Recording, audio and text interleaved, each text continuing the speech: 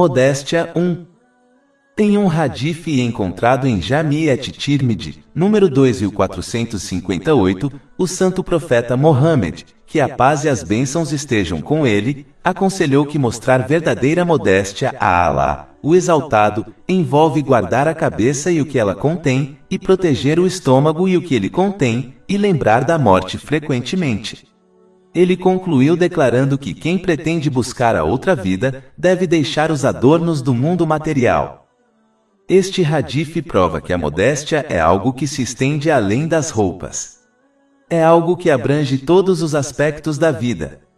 Proteger a cabeça inclui guardar a língua, os olhos, os ouvidos, e até mesmo os pensamentos de pecados e coisas vãs.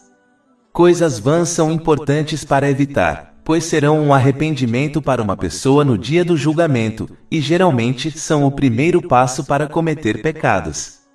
Mesmo que alguém possa esconder o que diz e o que vê dos outros, não pode esconder essas coisas de Allah, o Exaltado. Portanto, proteger essas partes do corpo é um sinal de verdadeira modéstia. Guardar o estômago significa que se deve evitar riqueza e comida ilícitas. Isso levará à rejeição das boas ações de alguém. Isso foi indicado em um hadith encontrado em Sahih Muslim, número 2342. Assim como a intenção de alguém é o fundamento interno e oculto do Islã, o fundamento externo e aparente do Islã é ganhar e utilizar o lícito. A modéstia para com Allah, o Exaltado, também inclui lembrar-se da morte com frequência. Lembrar-se da morte é importante, pois encoraja a pessoa a obedecer sinceramente a Allah, o Exaltado, e a abster-se de pecados, pois nunca se tem certeza de quando se encontrará a morte. Isso lembra que este mundo não é seu lar permanente, e que certamente se mudará dele. Lembrar-se disso encorajará a pessoa a se preparar para seu significado de destino, o além. Essa preparação envolve usar as bênçãos que lhe foram concedidas de maneiras que agradem a Allah, o Exaltado. Por outro lado, aquele que evita a lembrança da morte negligenciará a preparação para sua viagem inevitável para o além, e como resultado, concentrará todos os seus esforços e utilizará suas bênçãos e recursos em aproveitar e embelezar este mundo. Essa atitude impedirá que a pessoa se lembre de Allah, o Exaltado, e obedeça sinceramente a ele, e isso, por sua vez, leva a problemas em ambos os mundos. Capítulo 20 Taha, versículo 124. E quem se afastar da minha lembrança, terá uma vida difícil, e nos o recolheremos no dia da ressurreição cego. Finalmente, a modéstia para com Allah, o Exaltado, inclui dar prioridade ao além sobre o excesso deste mundo material. É importante notar que isso inclui tirar do mundo material para satisfazer as próprias necessidades e as necessidades de seus dependentes, sem desperdício, excesso ou extravagância, pois estes são detestados por Allah, o Exaltado. Capítulo 7 Al-Araf, versículo 31. E comam e bebam, mas não exagerem. Na verdade, ele não gosta daqueles que cometem excessos. Priorizar o além também envolve usar as bênçãos que alguém recebeu de maneiras que agradem a Allah, o Exaltado, em vez de satisfazer seus desejos. Aquele que se comporta dessa maneira, encontrará paz e sucesso neste mundo e no além.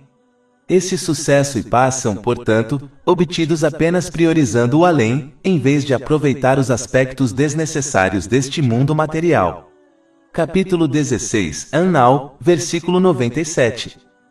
Todo aquele que praticar o bem, seja homem ou mulher, enquanto for crente, nós o faremos viver uma vida virtuosa, e lhe daremos uma recompensa, na outra vida, de acordo com o melhor do que costumava fazer. Modéstia 2. Aquele que sempre se lembra de que Allah, o Exaltado, está observando-o, adotará a vergonha e a modéstia dele. Lembrar dos inúmeros favores de Allah, o Exaltado, enquanto uma pessoa permanece ingrata, também a encorajará a se tornar modesta de Allah, o Exaltado. Finalmente, lembrar que chegará o dia em que serão questionados sobre cada pequena coisa em sua vida por Allah, o Exaltado, também inspirará a adotar a vergonha de Allah, o Exaltado. A coisa que fortalece a vergonha de Alá, o Exaltado, é o temor de Alá, o Exaltado, sempre que um desejo maligno entra no coração de alguém. Isso ocorre porque o coração acredita que Alá, o Exaltado, está totalmente ciente desse desejo. Se essa atitude se estabelece em uma pessoa, então sua vergonha de Alá, o Exaltado, se tornará forte. Além disso, temer que Alá, o Exaltado, se afaste deles em desgosto por causa de seus desejos e ações, também fortalece a vergonha de Alá, o Exaltado. Mas essa modéstia e vergonha podem se tornar fracas, e em alguns casos, desaparecer se alguém abandonar o exame de si mesmo da maneira descrita, e abandonar a obediência sincera a Alá, o Exaltado, em seus comandos e proibições. Castidade 1.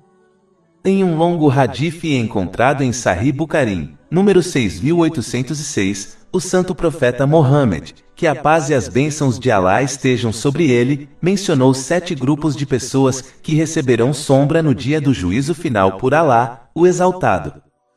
Esta sombra os protegerá dos horrores do dia do julgamento, que inclui o calor insuportável causado pelo sol, sendo trazido a 2 milhas da criação.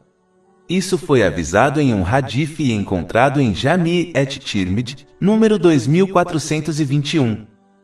Um desses grupos inclui uma pessoa que é convidada à fornicação, mas a rejeita por medo de Alá, o Exaltado. Controlar o desejo de alguém, especialmente quando ninguém, exceto Alá, o Exaltado, saberá sobre isso, é uma grande ação. Os muçulmanos devem se esforçar para evitar situações em que possam ser convidados a pecar, evitando primeiro lugares onde os pecados são mais comuns, como uma boate. Isso é extremamente importante, pois o ambiente de uma pessoa geralmente tem um impacto profundo em sua atitude e comportamento. Assim como um aluno tem mais probabilidade de estudar em uma biblioteca silenciosa, em comparação a uma casa movimentada e barulhenta, um muçulmano tem menos probabilidade de ser atraído por pecados quando evita lugares onde os pecados ocorrem regularmente e abertamente. A outra coisa importante é evitar pessoas que cometem pecados abertamente e convidam outros para eles. Uma pessoa adotará as características de seus companheiros, sejam boas ou más. Isso foi indicado em um hadith encontrado em Sunan Abu Daud, número 4833. Os muçulmanos não devem apenas garantir que acompanhem pessoas boas, mas também encorajar seus dependentes, como seus filhos, a fazer o mesmo. Se os muçulmanos realmente se concentrassem nisso, isso reduziria drasticamente a quantidade de jovens que se envolvem em gangues e crimes. Capítulo 43, Az-Zukhruf, versículo 67. Os amigos íntimos naquele dia serão inimigos uns dos outros, exceto os justos. Castidade 2. Em um hadith encontrado em Sahih Bukhari, número 6474, o santo profeta Mohammed, que a paz e as bênçãos estejam com ele, garantiu o paraíso à pessoa que protege sua boca e castidade. O segundo aspecto do hadith principal em discussão aconselha os muçulmanos a salvaguardar seu significado de castidade, evitar relacionamentos ilegais. Um muçulmano recebeu uma maneira de conseguir isso, ou seja, o casamento. Se um muçulmano não estiver na posição certa para se casar, como financeiramente, então ele deve jejuar frequentemente, pois isso reduz os desejos carnais. Isso foi aconselhado em um hadith encontrado em Sahih Bukhari, número 1905. Por fim, como esses dois aspectos combinados levam ao paraíso, é por isso que o casamento foi rotulado como a conclusão da metade da fé, em um hadith encontrado em Al-Mujam al-Asat, número 992. Castidade 3. Isto está ligado ao capítulo 25 Al-Furqan, versículo 68. E não cometa relações sexuais ilícitas. E quem fizer isso enfrentará uma penalidade. Os verdadeiros servos de Alá, o Exaltado, evitam todas as formas de relacionamentos ilegais. O fato de o adultério ter sido colocado ao lado do politeísmo e de matar uma pessoa inocente neste versículo indica sua severidade. Os muçulmanos devem tomar precauções para evitar serem tentados a relacionamentos ilegais. Primeiro, eles devem aprender a baixar o olhar. Isso não significa que se deve sempre olhar para os próprios sapatos, mas significa que eles devem evitar olhar ao redor desnecessariamente, especialmente em locais públicos. Eles devem evitar olhar para os outros e manter o respeito pelo sexo oposto. Assim como um muçulmano não gostaria que alguém olhasse para sua irmã ou filha, eles não devem olhar para as irmãs e filhas de outras pessoas. Capítulo 24, An-Nua, versículo 30. Diga aos homens crentes que reduçam algumas de suas visões e guardem suas partes íntimas. Isso é mais puro para eles. Sempre que possível, um muçulmano deve evitar passar tempo sozinho com o sexo oposto, a menos que eles sejam relacionados de uma forma que proíba o casamento. Isso foi aconselhado pelo santo profeta Mohammed, que a paz e as bênçãos estejam com ele, em um hadith encontrado em Sahih Bukhari, número 1862. Os muçulmanos devem se vestir e se comportar com modéstia. Vestir-se modestamente evita atrair olhares de estranhos e se comportar modestamente previne que se tome os passos iniciais que podem levar a um relacionamento ilegal, como falar desnecessariamente com o sexo oposto.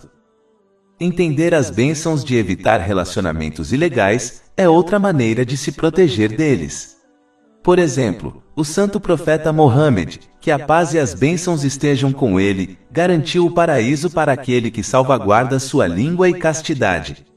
Isso é confirmado em um hadith encontrado em Jami' at-Tirmidhi, número 2408.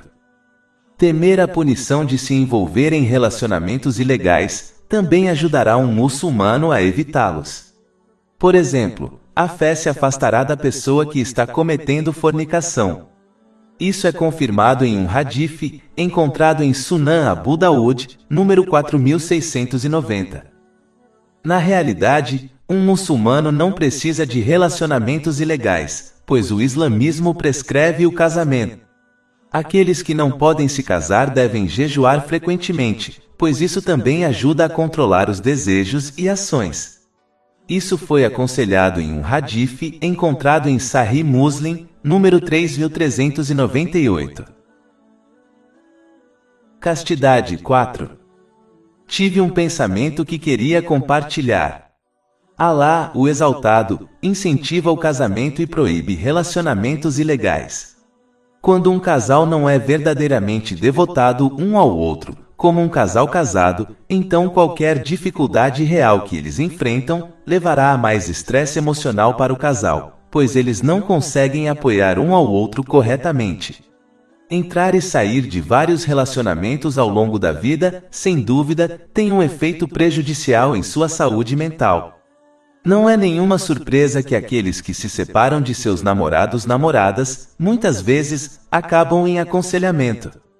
Eles acabam sofrendo de transtornos mentais, como depressão, mais do que aqueles que evitam esses relacionamentos. Em relacionamentos casuais, o casal muitas vezes não está na mesma sintonia. Ou seja, um dos dois sempre leva o relacionamento mais a sério, como desejar se estabelecer com seu namorado/namorada, enquanto o outro não sente o mesmo. Quando essa diferença de atitude eventualmente ferve à tona, muitas vezes, leva a um trauma emocional de longa data para aquele que levou o relacionamento mais a sério. Considerando que, um casal desde o primeiro passo, está na mesma sintonia, em relação ao seu compromisso de longo prazo um com o outro.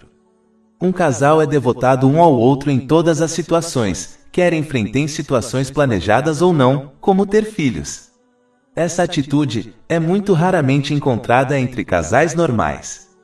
Ter um relacionamento com outra pessoa também engana uma pessoa a acreditar que conhece completamente seu parceiro, e portanto, se eles se casam, muitas vezes reclamam sobre a mudança de seu cônjuge após o casamento. Na maioria dos casos, eles não mudaram. As coisas que mudaram foram as responsabilidades e pressões de seu relacionamento. Essa questão geralmente leva a problemas de casamento para os casais que estavam em um relacionamento antes do casamento. Mesmo que vivam juntos antes do casamento, mesmo assim o mesmo problema ocorrerá. Além disso, não é segredo que sempre que alguém enfrenta problemas com seu namorado/namorada, o quão severamente isso afeta todos os outros aspectos de sua vida. Por exemplo, muitos jovens abandonam a faculdade e universidade simplesmente porque não conseguem encarar ver seu ex-parceiro lá todos os dias. Como o casamento é uma conexão e um compromisso profundo entre duas pessoas, é menos provável que elas se separem pelos mesmos problemas mesquinhos pelos quais casais normais se separam. Além disso, qualquer criança que nasça involuntariamente do relacionamento colocará mais estresse em seu relacionamento, o que geralmente resulta em separação, pois não desejam compartilhar a responsabilidade de criar um filho. Isso cria um lar desfeito para a criança crescer, onde ela não tem o apoio e a supervisão de ambos os pais, o que geralmente leva a problemas para todos. É um fato claro que a maioria dos jovens envolvidos em crimes e gangues, e aquelas crianças que são preparadas por predadores sexuais, vêm de famílias desfeitas. Criar um filho corretamente quando se deseja um filho é extremamente difícil, então pode-se imaginar o estresse emocional de criar um filho corretamente quando o pai não desejava ter o filho em primeiro lugar? Isso afeta negativamente a educação da criança e geralmente leva aos problemas mencionados anteriormente. Esse estresse geralmente leva o pai solteiro a desistir da criança para adoção ou acolhimento, o que na maioria dos casos tem um impacto negativo prejudicial e de longo prazo na criança, alguns dos quais foram mencionados anteriormente. Isso aumenta ainda mais as chances da criança se tornar equivocada. Alá, o exaltado, removeu esses inúmeros problemas ramificados ao abordar o problema raiz, proibindo relacionamentos ilegais e encorajando o casamento, pelo qual um casal se dedica sinceramente um ao outro e aos seus filhos. Ao abordar o conceito de casamento, divórcio e filhos, no Alcorão Sagrado, Alá, o Exaltado, deu a chave para uma sociedade bem-sucedida. Quando os membros da família, juntos ou divorciados, cumprem os direitos uns dos outros e criam um lar estável e feliz para os filhos, isso causa um efeito cascata positivo em toda a sociedade. Da mesma forma, quando uma família é infeliz e falha em cumprir os direitos uns dos outros, isso causa um efeito cascata negativo que se espalha por toda a sociedade. Muitos pensadores surgiram e desapareceram, abordando os problemas que as pessoas e a sociedade enfrentam, mas como essas soluções têm como alvo problemas ramificados, o benefício dessas soluções é mínimo. Considerando que Alá, o Exaltado, por meio desse método de abordar problemas de raiz que afetam o indivíduo e a sociedade, esclareceu todas as coisas para que as pessoas possam alcançar o sucesso em ambos os mundos. Capítulo 16, An-Nahl, versículo 89. Y enviamos-te o libro como esclarecimiento de todas as coisas, como orientação e misericórdia. Todos os louvores são para Alá, Senhor dos mundos, e que a paz e as bênçãos estejam com seu último mensageiro, Mohammed, sua nobre família e companheiros. Mais de 400 e-books, audiolivros, infográficos, podcasts e blogs gratuitos disponíveis em nosso site, www.sharkpod.com.